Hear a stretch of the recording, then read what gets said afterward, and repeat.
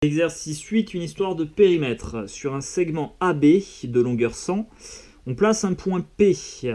On construit ensuite un triangle équilatéral de côté AP égale X et juste à côté un carré de côté PB. On note alors TX et CX, les périmètres respectifs du triangle et du carré. Ok, très bien. Donc voilà notre construction. On a un segment AB au départ de longueur 100. On place un point P sur ce segment. Tu vois, là on a fait 3 cas possibles. Le cas où P est plus proche de A. Le cas où P est, j'ai l'impression qu'il est un peu plus proche de B. Et un coup où P est très proche de B. Voilà. On a construit donc le triangle et le carré. Et ce qu'on appelle X, ce sera la longueur qui sépare le point A du point P. Voilà. Alors, premièrement, déterminer le périmètre du triangle, donc Tx, pour x égale 7. C'est-à-dire T de 7. Voilà. Bon, le périmètre du triangle, c'est la longueur du côté du triangle multipliée par 3, puisque c'est un triangle équilatéral. Donc 7 plus 7, 14, plus 7, 21. Donc je vais noter, 7 fois 3 égale 21. Deuxièmement, pour quelle valeur de x a-t-on Tx qui est strictement supérieur à 48 ? Donc nous, Tx, on veut Tx strictement supérieur à 48. Le périmètre du triangle, en fonction de x, c'est 3 fois x. Voilà. Donc l'inéquation qu'on a, c'est quand est-ce que 3x est strictement supérieur à 48 ? Eh bien, on va diviser des deux côtés par 3 pour se ramener à un seul x, tu vois. Hop, je vais le faire ici. Donc, hop, ici, je vais diviser par 3 des deux côtés. La même opération à gauche et à droite. Donc, il va me rester x ici à gauche. Et comme je divise par un nombre positif, ça ne change pas le symbole de mon inégalité. Et 48 divisé par 3, ça fait 16. Voilà. Donc finalement, le périmètre de ton triangle est plus grand que 48 pour x qui est strictement plus grand que 16. Voilà. Et ça, si je dois le noter sous forme d'intervalle, là il faut être vigilant, attention. Donc x doit être strictement plus grand que 16, donc j'ouvre en 16, mais n'oublie pas que la longueur x ne veut pas dépasser 100. Donc la borne max de mon intervalle ici c'est 100, et d'ailleurs je ferme en 100. Voilà. Puisque si x était plus grand que 100, le point P il serait sorti du segment AB. Ça, c'est pas possible. Troisièmement, déterminer le périmètre du carré pour x égale à 7. Alors, pour x égale à 7, le périmètre du carré, ce sera 4 fois la longueur de son côté. Maintenant, il faut que je détermine la longueur du côté en fonction de x. Tu vois, imaginons que sur le premier dessin, on ait pris x égale à 7. Et du coup, le côté du carré, ce serait 100 moins x, c'est-à-dire 100 moins 7, et ça ferait 93 du coup. Voilà.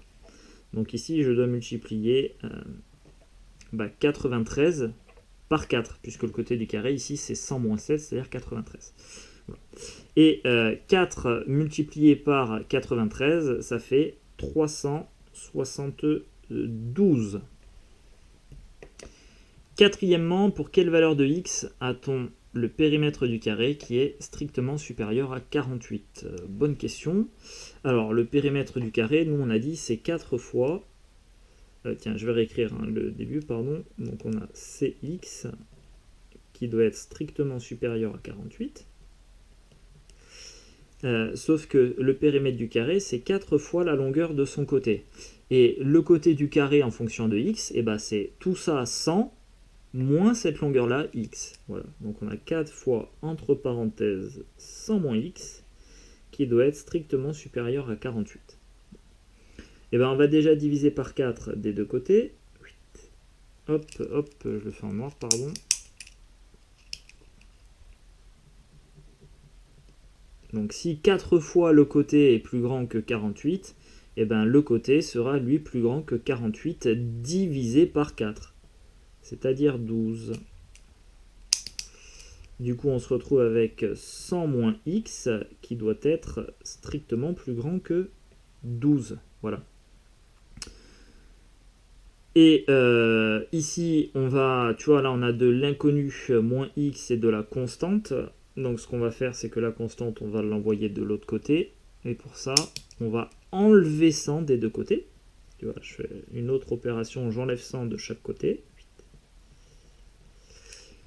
Du coup, il va me rester ici moins x, qui va être strictement supérieur à, alors 12 moins 100, ça fait moins 88. Voilà.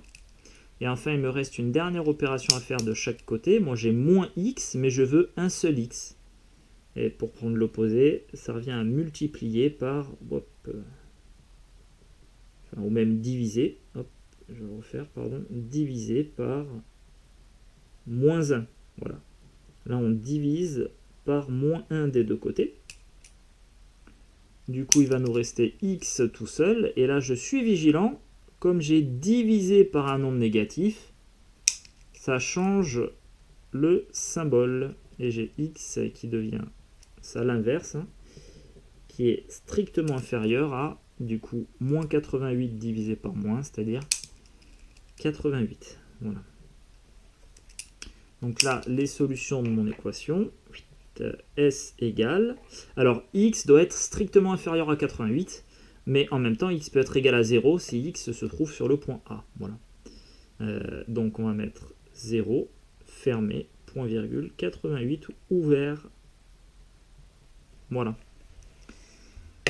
Question 5, démontrer que c de x est égal à 400 moins 4x. Alors, c de x, hein, on a dit, nous, que c'était égal à 4 fois, entre parenthèses, donc 100 moins x, le côté du carré. Voilà ce qu'on avait au départ.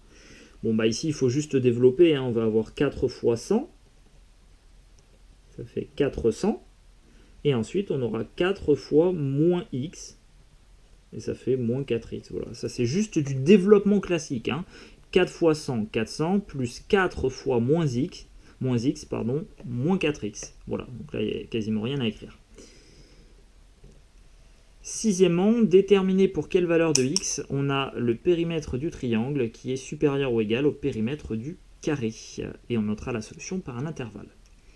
Alors, le périmètre du triangle, en fonction de x, il vaut 3x. Donc nous, on veut que 3x soit supérieur ou égal au périmètre du carré, qui est 400 moins 4x.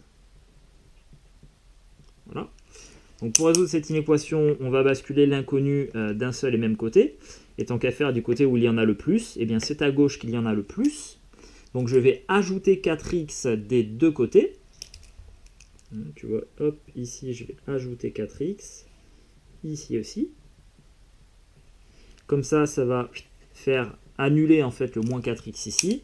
Et je vais me retrouver avec que du 400 à droite. Tandis qu'à gauche, je vais avoir 3x plus 4x, ça m'en fait 7 dx. Voilà. Et on a 7x qui est supérieur ou égal à 400. Et maintenant, je vais tout simplement diviser par 7. 7 qui est un nombre positif, donc ça ne va pas inverser le symbole de mon inégalité. Et je me retrouve finalement avec x qui doit être supérieur ou égal à 407e. Voilà.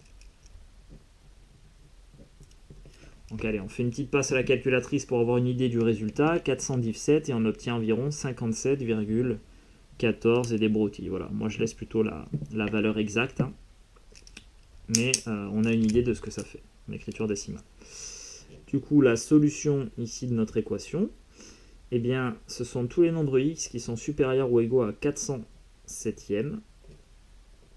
Voilà, donc je ferme. Et point virgule, attention, on est vigilant, il faut que ça reste inférieur ou égal à 100. D'ailleurs, tu vois, dans mon équation, j'aurais pu mettre aussi ici 100, 100 supérieur ou égal à x, hein, comme j'aurais pu faire aussi tout à l'heure. Bon. Ceci dit, ça simplifie notre écriture comme ça, le fait de ne pas inclure 100, et 100, on l'avait en tête, de par l'énoncé. Donc voilà la solution de notre équation.